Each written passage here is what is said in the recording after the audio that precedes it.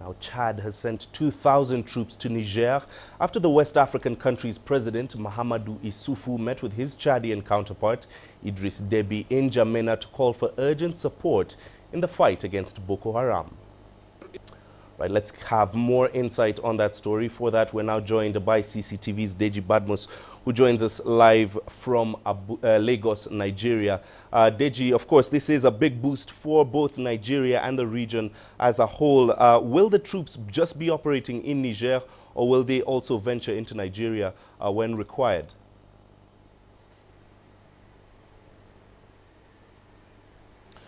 Well, Mahia, there's no question at all that these troops will definitely make a difference in the bid to retake Boso from Boko Haram. And there's also no question at all that we might see these troops, coming to Nigeria to fight as well, because the border around that area is very porous. Besides, Chad is also part of the multinational joint task force. There is an agreement, as you know, that troops from the countries now making up the multinational joint task force could actually go into other countries. I mean, like in hot pursuit, for instance, to take on Boko Haram in other territories. So it wouldn't be out of place at all to find Chadian soldiers, coming to the borders towns of Nigeria now to fight Boko Haram. Besides, this town we're talking about, Boso, is just very, very close to Nigeria.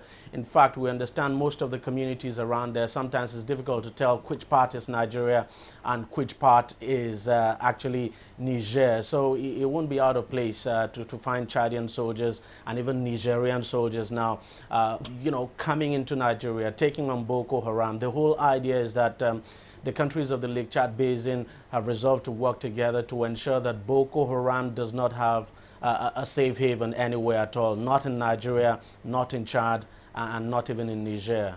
Mahia? Deji, of course, it has been a regional problem there, but does this come as a relief now to Nigeria, knowing that Boko Haram were mainly operating in the northern part of the country?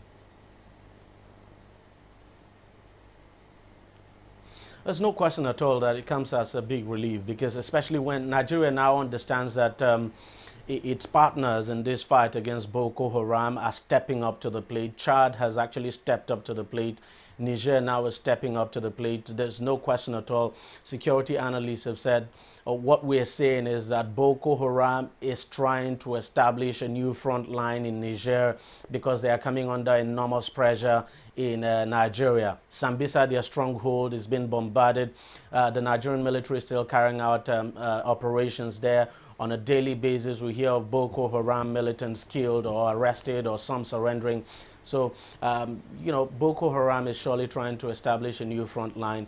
And it will be a huge relief to Nigeria that Niger and Chad they are resolved to working together with Nigeria to ensure this does not happen. Because if Boko Haram succeeds in establishing a new front line in Niger, it also affects Nigeria. I mean, this country is very close to Nigeria.